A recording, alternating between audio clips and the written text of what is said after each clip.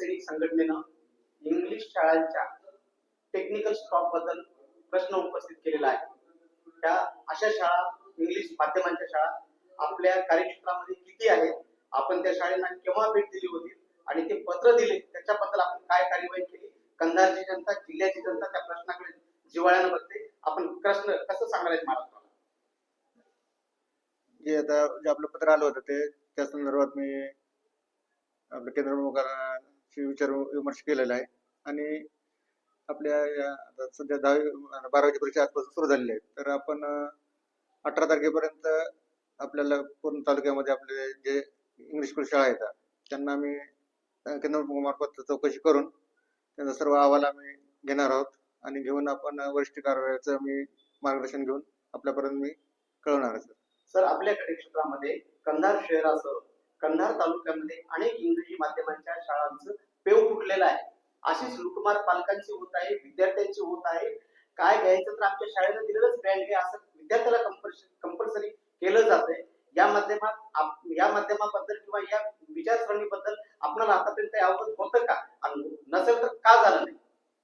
नाही सर, याबद्दल आपण संस्थेला जे शाळा आहेत आपल्या इंग्लिश मिडियमच्या त्यांना आपण सांगितलेलं होतं की बा जे शासनामार्फत जो अभ्यासक्रम चालू आहे तोच आपण त्यांना शिकवावा.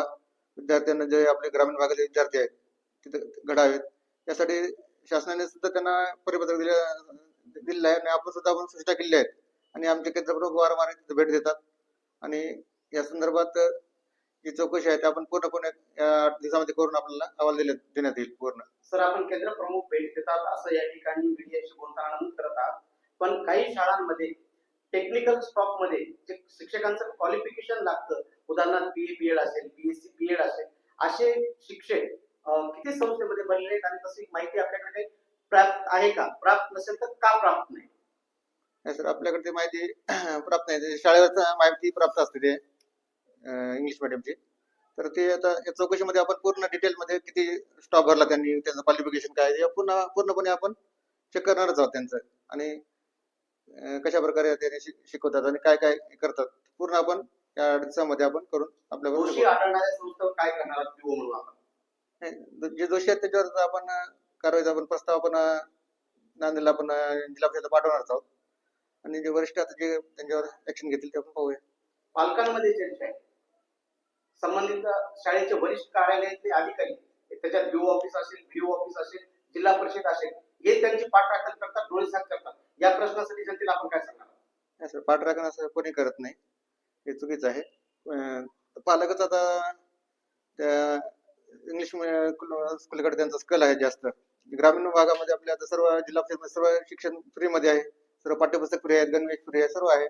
पण पालकाचा लोड जास्त आपल्या इंग्लिश स्कूल असल्यामुळं तर आम्ही आता चौकशीमध्ये सर्व चेक करणार आहोत. सर, पालकाची चूक पकडून आपल्याला चालणार नाही. पालक सगळे साक्षर नाही किंवा सज्ञान नाही.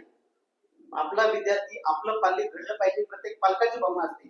पण एक BO म्हणून, एक त्या कार्यालयाचे प्रमुख म्हणून त्याबद्दल जनजागृती करणे आपलं कर्तव्य आहे. आपण त्याच्याबद्दल काय केले? जनजागृती आपण करतच असतो ना, किंवा सर्व आता शासनाकडून जे आता स्कीम आहेत, जे पूर्ण मोफत पाठ्यपुस्तक सर्व फ्रीच आहे ग्रामीण भागातील विद्यार्थ्यांना.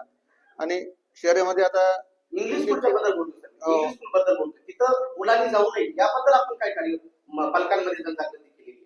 पालकांना आता आपण सांगितलेलं आहे, पण आपण पालकाला आता जबरदस्ती करू शकत नाही की बा या करा म्हणून. पण आपण पालकांना सुद्धा सांगितलं की बा जिल्हा परिषद मध्ये शिक्षण चांगलं आहे आणि इकडे आपण जास्त जिल्हा परिषद मध्ये आपलं पाल्य जास्त कुठे मोठ्या पदावर जिल्हा परिषदचे विद्यार्थी आपण गेलेले आहेत.